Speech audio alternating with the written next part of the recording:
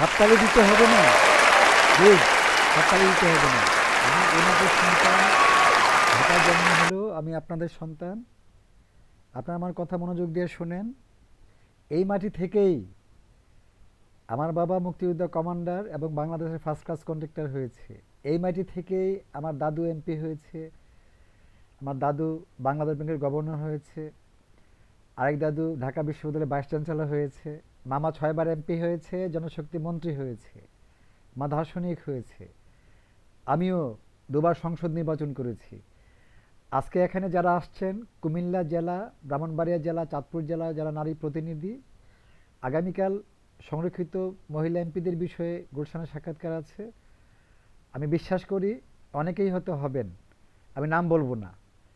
এবং যারা বাকি থাকবেন, আগত উপজেলা চেয়ারম্যান বা সিটি কর্পোরেশন চেয়ারম্যানের যে নির্বাচনগুলো হবে, মহিলা ভাইস চেয়ারম্যান প্রার্থী হবেন এখান থেকেই।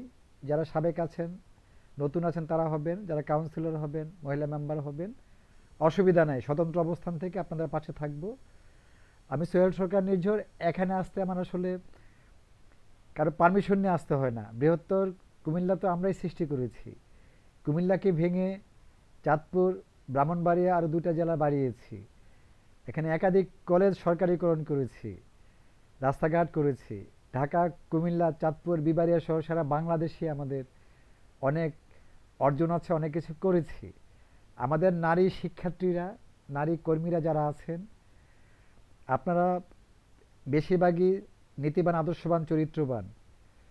তবে আমার দুর্ভাগ্য ২০২৪ সালের এবং এর পরে বৈষম্যবিরোধী ছাত্র আন্দোলনের কেন্দ্রীয় নেতৃত্ব দিয়েছিলাম, লক্ষ লক্ষ টাকা খরচ করেছি, যে কারণে খুনি স্বৈরাচারী হাসিনা আমার কোটি কোটি টাকার ব্যবসা বাণিজ্য নষ্ট করেছে। এনসিপিতে সাবেক বর্তমান মিলে একাধিক নীতিহীন, আদর্শহীন, চরিত্রহীন মহিলা রয়েছে, যারা অনেক অন্যায় করে দেশে বিদেশে শ্রমিক হিসাবে খারাপ কাজে যুক্ত, তাদেরকে আমরা ঘৃণা করি। আমার নারী কর্মীরা, আপনারা নতুনভাবে প্রস্তুতি নেন। আগত সকল নির্বাচনে আপনারা অংশগ্রহণ করবেন, আপনাদের পাশে থাকবো স্বতন্ত্র অবস্থান থেকে ইনশাল্লাহ। এই মাটি থেকে আমার স্নেহের ভাগিনা ডক্টর মাহাদি আমিন, বর্তমান প্রধানমন্ত্রী কার্যালয়ের মুখপাত্র, একাধিক মন্ত্রণালয়ের উপদেষ্টা হিসেবে রয়েছে। এই মাটি থেকেই আমিনুর রহমান ইয়াসিন, তিনি মন্ত্রী হয়েছে। এই মাটি থেকেই কায়কোবাদ সাহেব মন্ত্রী হয়েছে। আমরা প্রত্যেকের সাথে সামাজিকভাবে, পারিবারিকভাবে যুক্ত। সন্ত্রাস, চাঁদাবাজ, অনৈতিক কর্মী, বাল্যবিবাহ বন্ধ, ইফতিজার, এগুলো বন্ধ করা হবে। আগত যে কোনো নির্বাচনে যে কোনো দলেরই কেউ যেন ভোট ডাকাতি না করতে পারে, সেন্টার দখল না করতে পারে। কুমিল্লা, চাঁদপুর, বিবাড়িয়া, ঢাকা সহ সারা বাংলাদেশে আমাদের যারা নারী কর্মী আছেন, আপনারা নির্বাচনে প্রার্থী হবেন। জাতীয় সাংস্কৃতিক ফোরামের কেন্দ্রীয় সভাপতি হিসেবে এবং সাবেক বাংলাদেশের সর্বকনিষ্ঠ ২বারের সংসদ সদস্য প্রার্থী হিসেবে, একজন সঙ্গীত শিল্পী হিসেবে আপনাদের পাশে থাকব।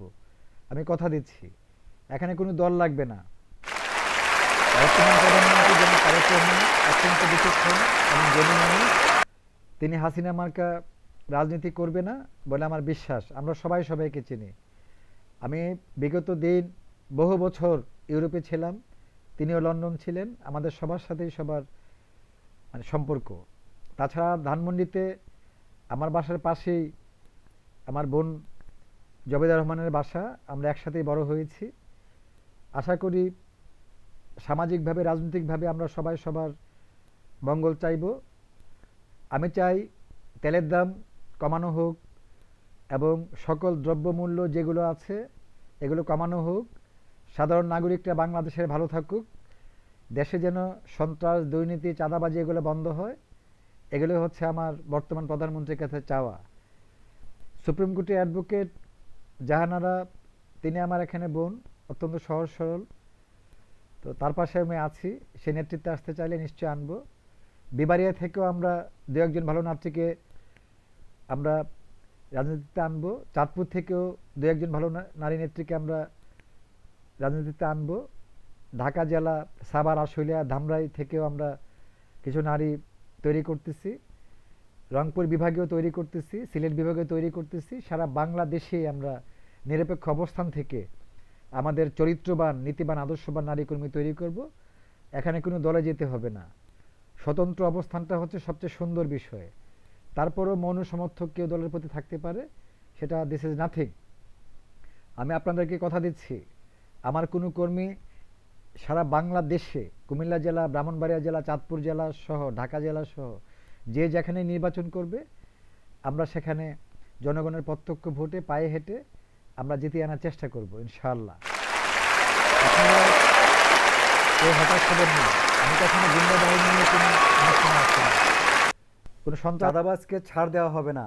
সারা বাংলাদেশের যে কোনো জেলা, উপজেলা, মহানগরে যে যত বড় গুন্ডা হোক, সন্ত্রাসী হোক, চাঁদাবাজ হোক, ইফতেজার হোক, কাউকে ছাড় দেওয়া হবে না। আমি আপনাদেরকে কথা দিচ্ছি।